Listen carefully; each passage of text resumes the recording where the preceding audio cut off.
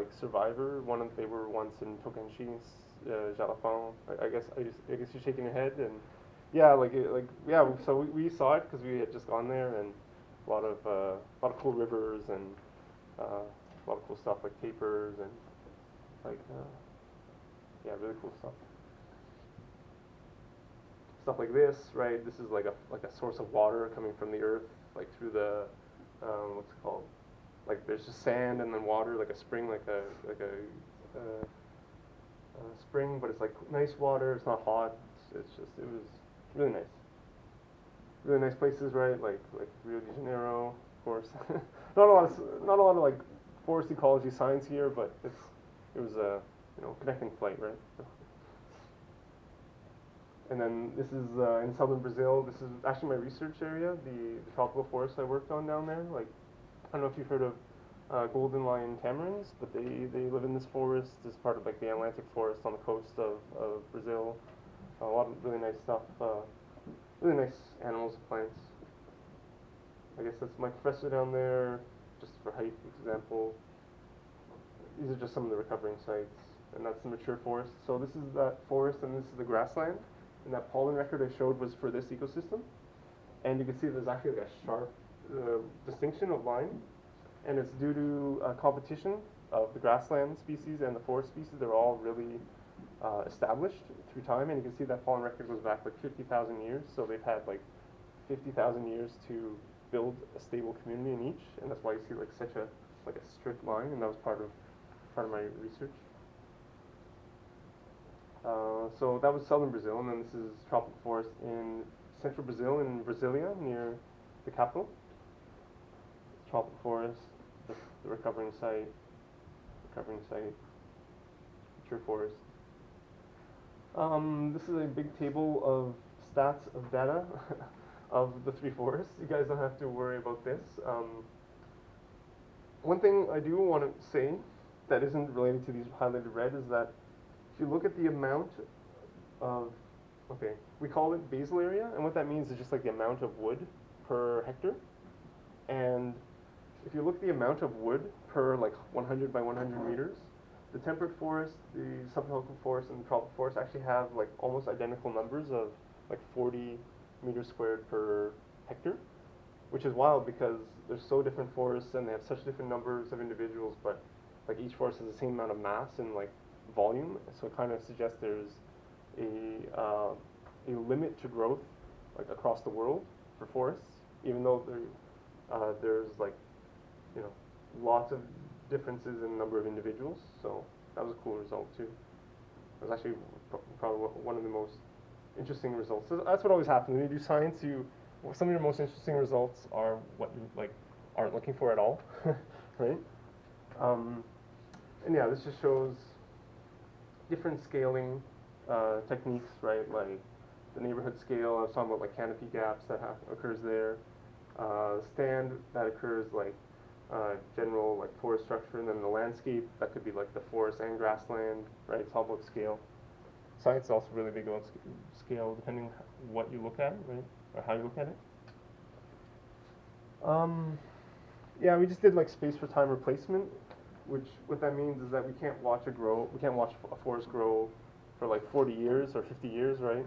Especially when you need to like submit a thesis in like 2 or 3 years, right? So it's what we do like space for time replacement. So we would sample an area that we know has been about a year old. We sample an area that we know is about 10 years old, based on like history, not on what we see there, because then it's we can't estimate an age based on like visual stuff.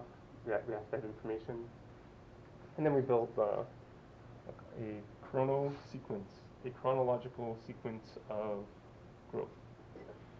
So I think this is like the second last slide or last slide, and this is one of the results from my work is that this is a statistical method. Sean, it's called correspondence analysis. It's like a multivariate type of analysis where it kind of reduces like lots of information into two axes, right? Like,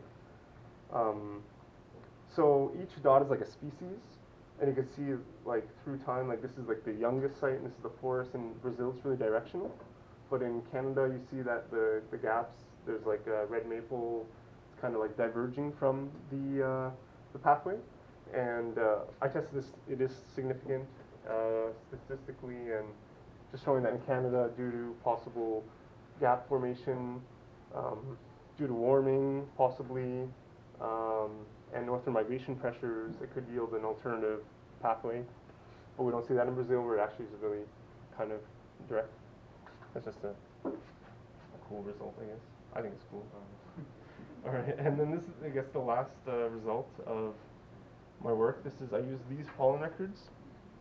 The white ones are below 2,000 meters above sea level, and the black ones are above 2,000 meters above sea level, because I was looking at like elevation effects and latitude effects, and they both have their own effect.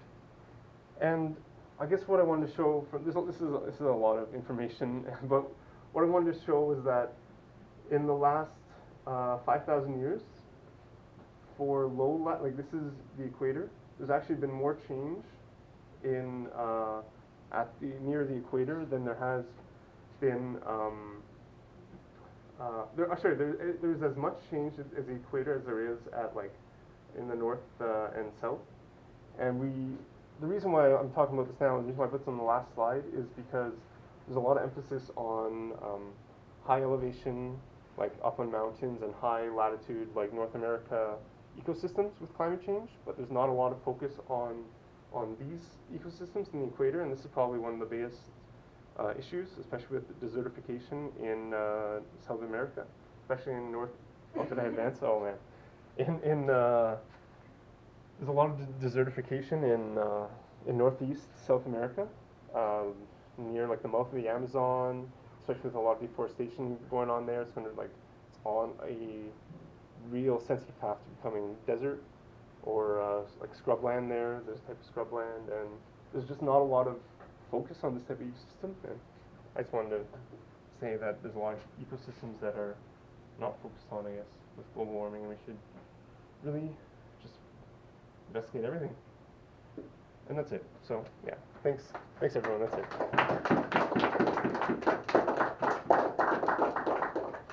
Do we have any questions, Dr. Mark? That's a lot to take in. Yeah, it's a lot. I mean. No, it's awesome. It's awesome. Thanks. Yes, Eric? I guess just what does the pollen records tell us? I guess my next question would be like, where, right? Okay, say in Ontario. Okay. When you take the pollen records, what are you looking for? Like, what are you trying to accomplish? So the people that collected the pollen, I guess they were their first question was like how, like what is going on, what has happened over the last like 5,000-10,000 years, and then so they found that there has been like northward migration of trees, like with the receding glaciers. I actually have a slide on this that I passed just because you had another question that was I think it was better to answer. But it's, what they found was that the trees have been migrating north over the past 10,000 years. So you can see this is the ice glacier, right, that goes down to Wisconsin and has been covering here. Have you guys talked about glaciation and Not too much. Ice Age? And yeah, so I guess, I don't know if you guys are aware, but I guess 10,000 years ago there was ice and there's glaciers covering pretty much all of Canada, all down to Wisconsin. They call it the Wisconsin Ice Age because that was kind of like the lowest point. And then through time, 7,000 years ago, it receded, and then you can see the green is like the tree migrating north. This is Picea, so it's a spruce, so it's very north range. And you can see, through time it actually goes north, northern migration of this tree. And every forest, right? Boreal forest, pine forest, and then even like deciduous mixed forest, which is here, and so mainly northern migration in North America. But then in South America, we see a lot of desertification, a lot of forests becoming shrubland, especially in the northeast, right on that verge of the Amazon border. So does that answer the question? Yeah. Okay, nice.